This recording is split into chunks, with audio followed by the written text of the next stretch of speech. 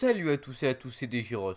Aujourd'hui, une vidéo un peu plus conséquente que d'habitude car il va y avoir un premier avis sur un manga, une annonce d'une review et un léger avis sur une bande-annonce. Ah oui, j'ai oublié, la vidéo sera sur Love and Lies, c'est tout. Koito Uso, ou Love and Lies, nous parle d'un Japon de notre époque où, à l'âge de 16 ans, chaque japonais reçoit un avis gouvernemental qui leur annonce en gros avec quelle personne ils vont se marier. Pour faire simple, c'est le pays qui te dit avec qui tu vas passer le restant de tes jours. Yukari Nejima, notre protagoniste, est amoureux depuis toujours de Takasaki Misaki, une camarade d'enfance, depuis qu'elle a conservé une gomme que Yukari lui a donnée. Ouais. Mais retournons dans le présent. Yukari déclare son amour à Misaki et il tombe amoureux. Sauf, vous avez tous deviné, mais la personne que reçoit Yukari, bah c'est pas Misaki, mais Ririna Sanada. Après la rencontre entre Yukari et sa fiancée, par un concours de circonstances, Ririna et Misaki vont devenir amis.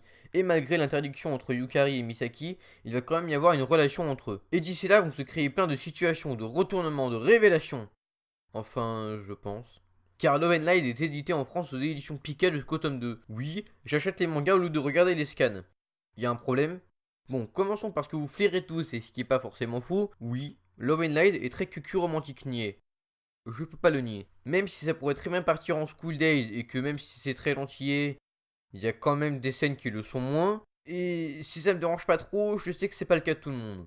Les personnages sont relativement sympas, on s'attache assez rapidement à eux, même si encore une fois, certains, comme Yukari, sont assez clichés. Parlons aussi du dessin, c'est un style qui est très rond, très fin, très agréable, et encore, je sais que ça dérangera des gens, mais les yeux prennent une place conséquente, ce qui renforce cet aspect gnangnan. J'espère que dans la critique 2.0 qui arrivera quand le manga sera terminé, il y aura des points 100% positifs, sinon je vais avoir du mal à en dire du bien. Mais par contre, il va y avoir un animé. Oui. Et je prévois de faire une review en juillet quand il sortira.